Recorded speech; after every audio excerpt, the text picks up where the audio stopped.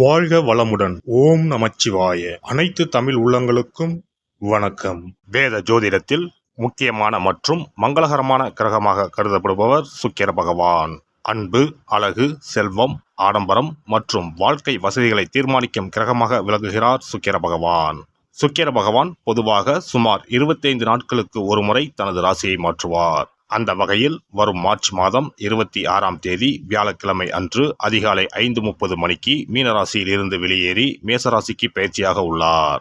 சுக்கிர பகவான் மேசராசியில் ஏப்ரல் மாதம் 19ஆம் தேதி பிற்பகல் 3:51 வரை பயணம் செய்வார். இந்த சுக்கிர பயிற்சியானது மிகவும் சிறப்பு வாய்ந்தது. ஏனெனில் இது விசுவாச ஆண்டின் இறுதி சுக்கிர பயிற்சி ஆகும். அதே போல இது பாலபவம் வருடத்தின் வரக்கூடிய முதல் சுக்கிர பயிற்சி ஆகும். இந்த சுக்கிர பெயர்ச்சி உங்கள் வாழ்வில் பல மாற்றங்களை தரப்போகிறது. குடிசையில் இருந்த சில ராசிக்காரர்களின் வாழ்க்கை இப்போது கோபுரத்தில் ஏறப்போகிறது. பணம் பல வழிகளில் இருந்து வரப்போகிறது. இதுவரை இருந்து வந்த உடல் உபாதைகள் படிப்படியாக குறையப் போகிறது. பட்ட கடனை அடைக்க புது வழிகள் பிறக்கும். நடக்கப்போகும் இந்த சுக்கிர பெயர்ச்சியால் உங்கள் வாழ்வில் வளமும் நலமும் செல்வ செழிப்பும் பெற்று வாழ்வில் உயரிய நிலையை அடைய எல்லாம் வல்ல எம்பெருமானை வேண்டி விரும்பி கேட்டுக்கொள்கிறேன். தனுசு ராசி அன்பர்களே, நீங்கள் அனைத்து பிரச்சனைகளையும் உங்கள் வாக்கு சாதுரியத்தால் சமாளிப்பீர்கள். ஆனால் எந்த காரியத்தையும் தள்ளி போடுதல் கூடாது. குடும்பத்தில் திருமணம் போன்ற சுபகாரியங்களை நடத்தி மகிழ்வீர்கள். உங்களின் சுய முயற்சினால் செயற்கரிய செயல்களை செய்வீர்கள். அதிக வேகமில்லாமல் நிதானமாகவும் பொறுப்புடனும் காரியமாற்றுவீர்கள். உங்களின் புத்திசாலித்தனம் அதிகரிக்கும். தெய்வ வழிபாடுகளில் மனம் ஈடுபடும். வீண் பழி சொற்களில் இருந்து விடுபடுவீர்கள். சிலருக்கு வீடு மாற்றம், இடமாற்றம் ஆகியவை நடக்கும். உங்களின் இரக்க குணத்தால் மற்றவர்களுக்கு உதவி செய்வீர்கள். அதே நேரம் சிலருக்கு முழங்கால் வலி, மூட்டு வலி ஆகியவை ஏற்படலாம்.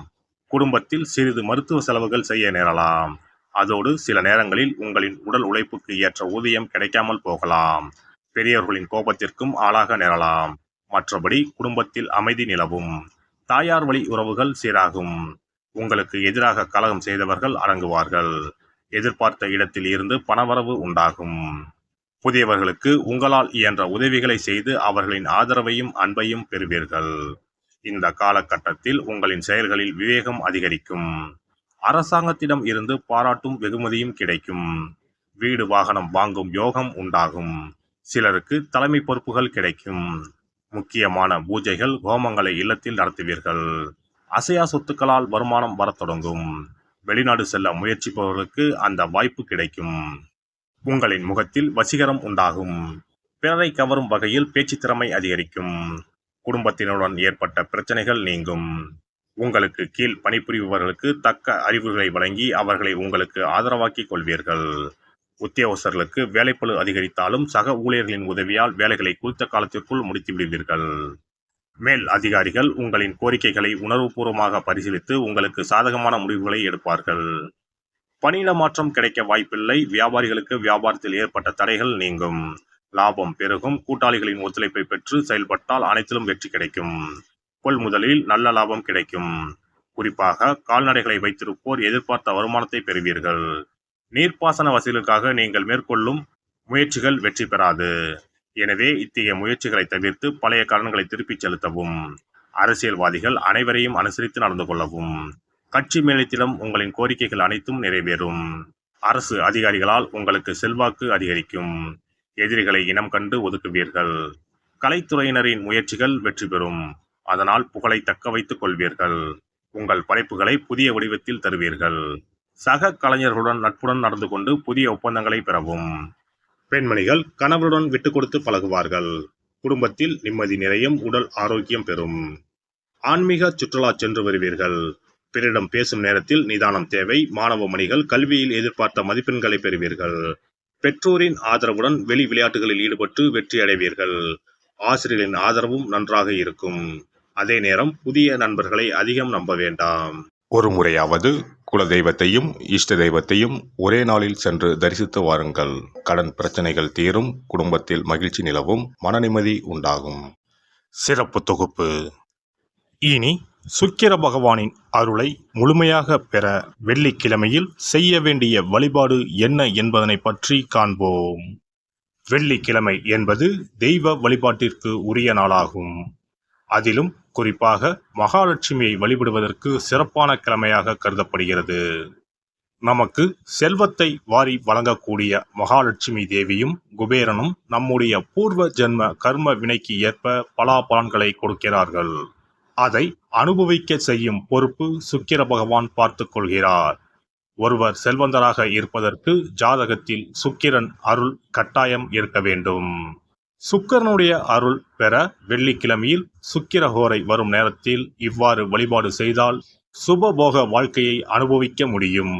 ஒருவருடைய ஜாதகத்தில் சுக்கிரன் நீச்சம் பெற்றால் உடல் ரீதியான ஆரோக்கிய ரீதியான பாதிப்புகள் ஏற்படும். சொத்து சுகங்கள் எவ்வளவு இருந்தாலும் அதை முழுமையாக அனுபவிக்க முடியாமல் செய்துவிடும். பெரிய பெரிய பணக்காரர்களை எடுத்துக்கொண்டால் அவர்களிடம் எவ்வளவு காசு கொட்டி கிடந்தாலும் சுக்கிர தசை இல்லை என்றால் அவ்வளவு பணமும் வீண் விரயமாகத்தான் போகும். குறிப்பாக மருத்துவ செலவுகள் செய்தே சொத்துக்கள் அழியும் நிலை வரும். இதற்கு சுக்கிர பகவானுடைய வழிபாடு நல்ல ஒரு பலனை கொடுக்கும். சுக்கிர பகவானுக்கு வெள்ளிக்கிழமை என்பது உரிய தினமாகும். சுக்கிரன் அருள் பெற வீட்டில் வெள்ளி பொருட்களை பயன்படுத்துவது நலமாகும். வெள்ளியில் சுக்கிரன் வசிப்பதாக ஐதீகம் உள்ளது. வெள்ளி பொருட்கள் கொண்டு பூஜை செய்தால் சகல சௌபாக்கியங்களும் உண்டாகும். சுக்கிர வழிபாடு செய்ய நினைப்பவர்கள் காலை 6 மணி முதல் 7 மணி வரையிலான காலம் சுக்கிரஹோரை ஆகும். அதனை தவறவிட்டால் மதியம் 1 மணி முதல் 2 மணி வரை சுக்கிரஹோரை நிகழ்கின்றது. அதையும் தவறவிட்டால் இரவு 8 மணி முதல் 9 மணி வரையிலான சுக்கிரஹோரை நேரத்தில் வழிபாடுகள் செய்து பயன்பெறலாம். இவற்றில் காலை 6 மணி முதல் 7 மணி வரையிலான முதல் சுக்கிரஹோரையில் சுக்கிர வழிபாடு செய்வது சிறப்பான பலன்களை கொடுக்கும். காலை முதல் மாலை வரை உபவாசம் இருந்து சுக்கிர பகவானுக்கு உரிய காயத்ரி மந்திரத்தை உச்சரித்து கல்கண்டு சேர்த்த சர்க்கரை பொங்கலை நைவேத்தியம் படைத்து வெள்ளை நிற பூக்களால் அர்ச்சனை செய்ய வேண்டும். சுக்கிர தசை நடப்பவர்களும் சுக்கிரன் நீச்சம் பெற்ற ஜாதகக்காரர்களும் இந்த வழிபாடு செய்வது சிறப்பான பலன்களை கொடுக்கும். சுக்கிர தசை நடக்கும் பொழுது சுக்கிர வழிபாடு செய்து வர வருமானத்தை சுகமான வாழ்க்கை வாழ்வதற்கு உரிய வகையில் பயணிக்க செய்யும். வீடு நிலம் வாங்குவது, ஆடம்பர பொருட்கள் சொத்துக்கள் போன்றவற்றை வாங்க வைக்கும். அதுவே சுக்கிரன் நீசம் பெற்ற காலத்தில் இந்த வழிபாடு செய்பவர்களுக்கு வீண் விரயங்கள் இல்லாமல் ஓரளவிற்கு வறுமையிலிருந்து பிழைக்கச் செய்யும். வெள்ளிக்கிழமையில் நவக்கிரக கோவிலுக்கு சென்று சுக்கிர பகவானுக்கு வெள்ளை வஸ்திரம் சாற்றி வழிபாடு செய்யலாம். வெள்ளை நிற நைவேத்தியங்கள் தயார் செய்து கோவிலில் வரும் பக்தர்களுக்கு தானம் செய்யலாம். இவ்வாறு செய்து வர சுக்கிரனின் முழு அருளும் கிடைக்கப் பெற்று வாழ்வில் உயரிய நிலையை அடைவீர்கள். எல்லாம் வல்ல இறையருளால் நீங்களும் உங்கள் அன்பு குடும்பமும் உடல் நலம், நீலாயுள், நிறை செல்வம், உயர் புகழ், மெய்ஞானம் ஓங்கி வாழ்க வளமுடன். இந்த வீடியோ பதிவு உங்களுக்கு பிடித்திருந்தால் லைக் பண்ணுங்க, கமெண்ட் பண்ணுங்க, ஷேர் பண்ணுங்க, மறக்காம சப்ஸ்கிரைப் பண்ணுங்க, பக்கத்துல இருக்கிற பெல் பட்டனை கிளிக் பண்ணுங்க. நன்றி, வணக்கம். ஓம் நமச்சிவாய. சிவாய நம.